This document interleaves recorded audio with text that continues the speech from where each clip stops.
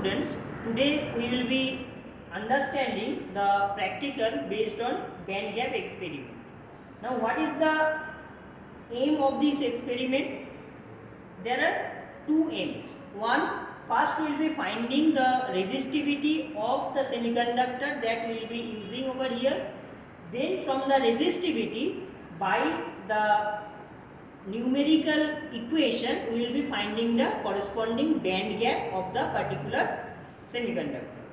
Here we are using a pure germanium semiconductor.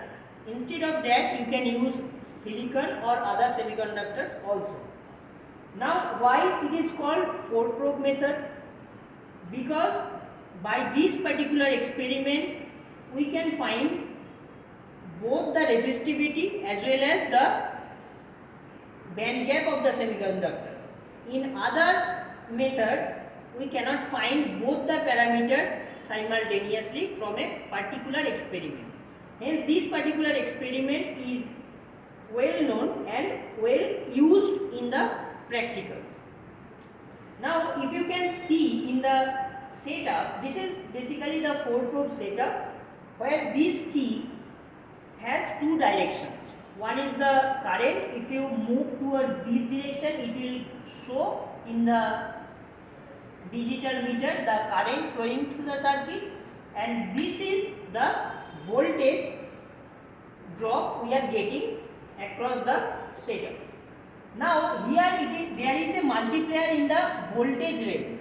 Now you see, if I put in this direction, which is basically multiplication of one factor, we can see there is no value showing in the plate.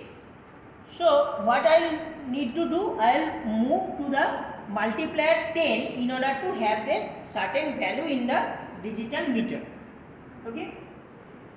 This particular knob is basically the internal resistance that we are providing. Now what is the importance of that? In order to do this particular practical, throughout the experiment we need to set a particular current that is flowing through the circuit.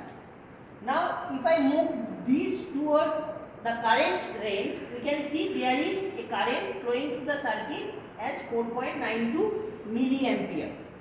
Now here for this particular experiment we will fix the current flowing through the circuit around 5 milliampere in order to get better result. So now I am moving towards the voltage direction. Here this is the thermometer that we need. If you see the table, here you can see the temperature is there and corresponding voltage we need to note down from the experimental setup. Now first we need to start the experiment from the room temperature. Now here you can see there is a switch of the oven. If I put this into on position, the oven will start heating, and as a result the temperature will also increase.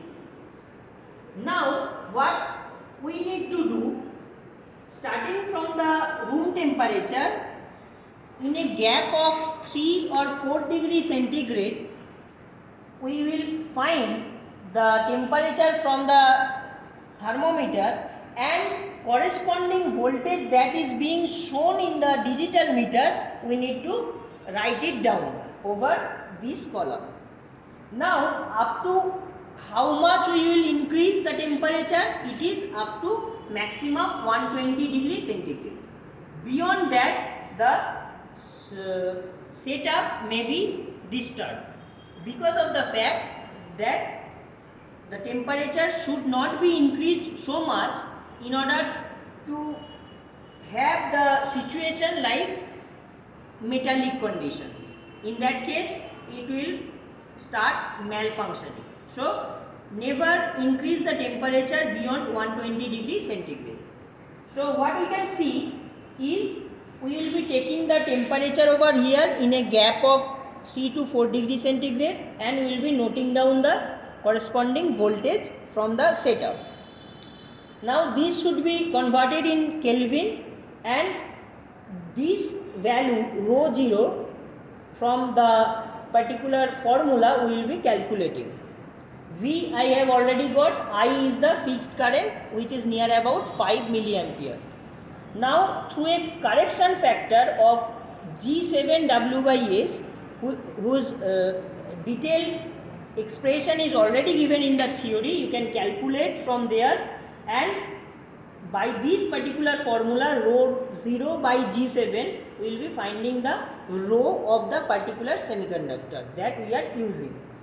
Then we will be finding the log of that, and 1 by T, this 1 by T factor is basically the 1 by temperature of the Kelvin. Okay. Now if I finish taking all this information, what I need to do a graph of log rho versus 1 by T. Okay.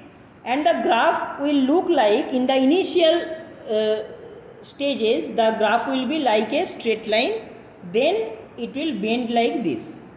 Okay.